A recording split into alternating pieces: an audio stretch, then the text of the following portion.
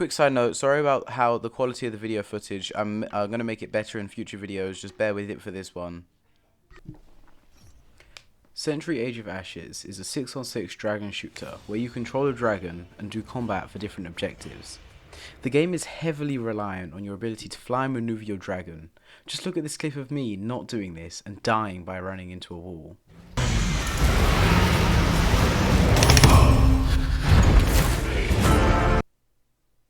Now I could waste all your time and show you all the other clips of me running into walls and dying, but that would take up a whole video, and we don't have time for that. So, what do you need to do in this game? Well, to answer that, I will show you there's 3 modes. The first mode is called Carnage. Now Carnage is a 6-on-6 bounty-based game, where the more kills you get, the higher your bounty becomes. But if you get to a 7th kill, your bounty resets, or if you spend enough time not getting a kill, your bounty will expire as well. And when you kill people, you gain the amount of points that their bounty had. The game ends after a set amount of time, and the team with the higher bounty at the end wins. The game can go into overtime, at which point the 2 teams will only have 1 life left, and it's a sudden death game mode where first team to kill all the others wins. I've only ever won sudden death, but sudden death just shows you how much more competitive the game can be, and how much fun it can be at a higher level, since people don't just want to run in and die at that point. The second mode is called Gates of Fire. In this game mode, you're flying through it's a capture the flag game mode where you have a flag and you try to fly it through all 10 or so pillars on the other team. Now, if you die, the flag is dropped and anyone else can pick it up. And your team has to successively get the flag through all of the areas to win the game. But at the same time, if the enemy team picks up, your progress resets and you have to go all the way back again. Now, if the time runs out and 2 teams are at the same score and the amount of gates, the game will continue until one team has dropped the flag, at which point the round will be called a draw and no one will win a point. This game mode is first to 2 points, and so it can be very quick at times, but also very long. The final game mode is called Survival. It's a 3v3 game mode, which I don't have any footage of because it wasn't available in this closed beta. But this game mode is basically like a sudden death game mode where once you're dead, you can only be returned by your teammate picking up your spirit and taking it to a respawn point, although this could be risky. Now that we've covered the 3 game modes, let's look at the classes. The first class we're going to look at is Marauder. Now, Marauder is the hunter class that can track down opponents from anywhere. Its dragon is called Blood Chaser, the ultimate alpha predator, capable of smelling the scent of blood from the top of the mountains where it resides. Its main ability is Hunter's Mark. It throws a tracking fireball to a locked enemy. Attacks against tracked enemies have increased damage. Now, this move is pretty good, and you also get faster fireballs when you're firing against an opponent. And then you get to choose between 2 other moves. The first one being Gust. It destroys all fireballs locked onto you and makes you unlockable for a certain amount of time. And the second ability is Frozen Bolts. It sends out 3 frozen bolts that can break shields and make steering harder for your opponents that it hits. The second class we're going to look at is my personal favourite, Wingard. Now, Wingard's dragon is called Ironwing. It's said that seeing them in nature brings good fortune. They rescue the brave in the darkest hours. Wingard's ability is Salvation Surge. They dash to a locked ally and give a temporary shield when nearby. Heals for a small amount and reduces fireball cooldowns. It will heal both you and your opponent, which makes it a really strong move to use. Its abilities are Smoke Trail and Blast. Smoke Trail makes a poisonous gas trail behind you as you go past, and when opponents go into it, they will be clouded from vision and they will lose health. Now, if you also go into this, you will not be able to be tracked. Blast is an ability that is shared with the Phantom. It's a shockwave ability that can also deal damage if hit right. It's a very hard ability to master, but a very strong one as well. The last class is of course Phantom. Its dragon's name is Night Snagger.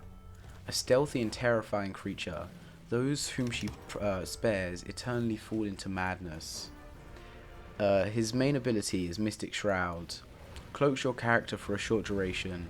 Attacks will cancel the effect while releasing a more powerful fireball. So basically what this does is when you release a fireball after being invisible, it would be a lot more powerful. Its abilities are Mine and Blast. Now, Mine sticks to any surface and remains there for 3 minutes. It has a visible radius, but when enemies come into that radius, it explodes, either destroying their shield or killing them. And its second ability is Blast, which we covered with Marauder, so I'm not going to go back over that. Now, I will have a few more videos up covering each class more in depth, how to use them, and a more guide to them. So stay tuned for that one on my channel. While this game's still in closed beta, there are many pros that I've found. Now, the first pro is how it looks graphically. It looks absolutely stunning, and I could just find myself playing this for hours, just looking at all the different areas of the map to explore because of how great it just looks graphically. The second is the combat. It's very fast paced and I find it very thrilling and exciting to play, and it's a nice shake up from slower games such as League of Legends. Now, the third pro that I had was that the leveling system is very rewarding. Whenever you level up, you get gold and gems and boosters, and you get a lot per level, and so I find that really useful for when you're trying to buy something from the item store, which in this case you couldn't buy anything because the item store was shut, but in the future it will be open, and just you being able to get items that quickly is really useful. I also think that another pro to the game is that there's so much to learn still about how to play the game and how you can do this. Okay, so now we have to come to the cons. So the first con is the MMR system. Now, I know it's closed beta, so the MMR system will probably change, but while playing in the closed beta, the MMR system worked as though you got points in the game, and if your points didn't exceed your MMR, your current MMR, you would actually lose MMR points, deranking you. I believe this should be changed, and it's not a great feature as of current, but I think that will probably be changed coming in the future. The second con I have is that sometimes there's Unreal Engine crashes since this game was made on Unreal Engine.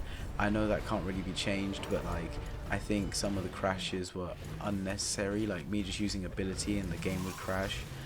The third con I found was that when playing some games, people would leave when they saw higher level players because they would just get scared of what was about to happen, so you'd end up with games that would be 4v6 or 3v6, and it would end up being a really unfair game, and it would be heavily swayed in one team's favor.